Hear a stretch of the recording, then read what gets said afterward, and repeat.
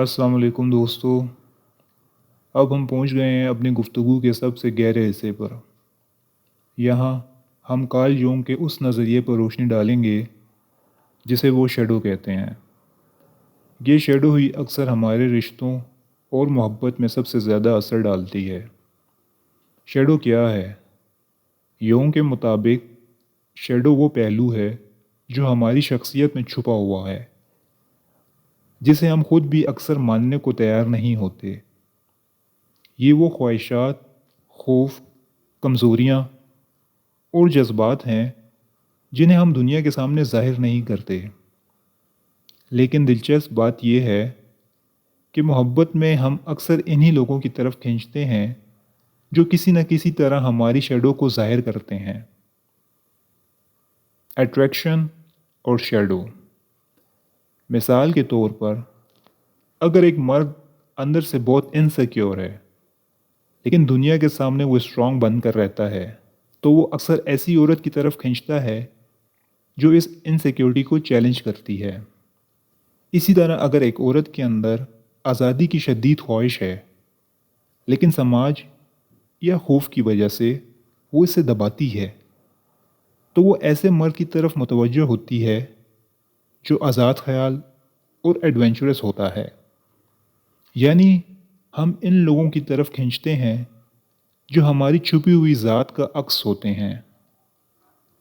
Shadow لو کو کیسے متاثر کرتی ہے؟ Positive impact. اگر ہم اپنی شیڈو کو پہچان لیں اور اسے تسلیم کر لیں تو محبت ہمارے لیے ایک گروتھ جرنی بن جاتی ہے۔ ہم اپنے پارٹنرز کے ذریعے وہ سیکھتے ہیں جو ہم نے خود میں چھپایا ہوا تھا۔ Number 2، negative impact. لیکن اگر ہم اپنی شیڈو کو انکار کریں تو رشتے میں لڑائیاں شروع ہو جاتی ہیں۔ ہم اپنے پارٹنرز پر الزام لگاتے ہیں لیکن حقیقت میں ہم اپنی شیڈو سے بھاگ رہے ہوتے ہیں۔ مرد اور عورت کی شیڈو میں فرق۔ مرد کی شیڈو اکثر کمزوری، خوف اور ایموشنل ورنیبلٹی ہوتی ہے۔ اس لیے جب عورت اس سے یہ دکھاتی ہے کہ وہ کمزور بھی ہو سکتا ہے تو مرد یا تو ڈیفینسو ہو جاتا ہے یا پھر سیکھنے لگتا ہے۔ عورت کی شیڈو زیادہ تر غصہ، آزادی اور اختیار ہوتی ہے۔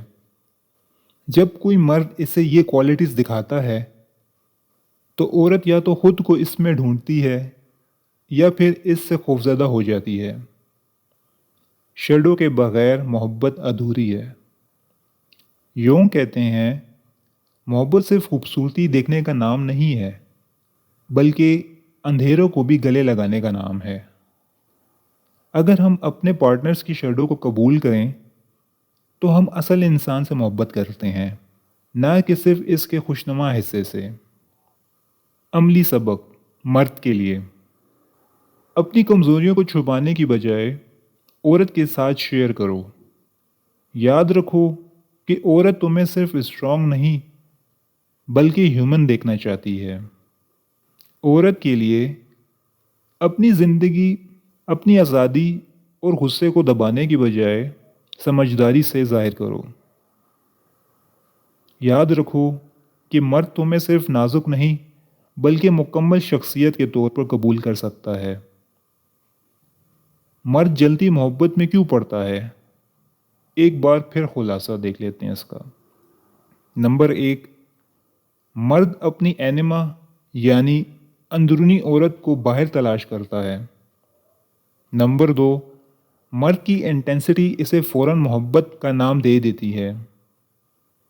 نمبر 3، شیڈو اٹریکشن، مرد کو ایسے لوگوں کی طرف کھینچتی ہے جو اس کے اندر کے خالی پن کو بھرنے کا وعدہ کرتے ہیں، جبکہ عورت زیادہ پریکٹیکل ہے۔ وہ کنسسٹنسی، میچورٹی اور ٹرسٹ کو دیکھتی ہے۔ وہ اپنے اینیمس یعنی اندرونی مرد کو ایسے شخص میں تلاش کرتی ہے جو جذباتی اور ذہنی طور پر مضبوط ہو۔ اصل کامیابی تب آتی ہے جب مرد اور عورت دونوں ایک دوسرے کی شیڈو اور پروجیکشن کو پہچانتے ہیں، یعنی یہ سمجھتے ہیں کہ جو کشش مجھے ہو رہی ہے وہ صرف انٹینسٹی نہیں بلکہ میرے دماغ کی ایک تصویر بھی ہے، اور جو کمی میں اپنے پارٹنرز میں دیکھ رہا ہوں وہ اکثر میری اپنی شیڈو کا عکس ہے۔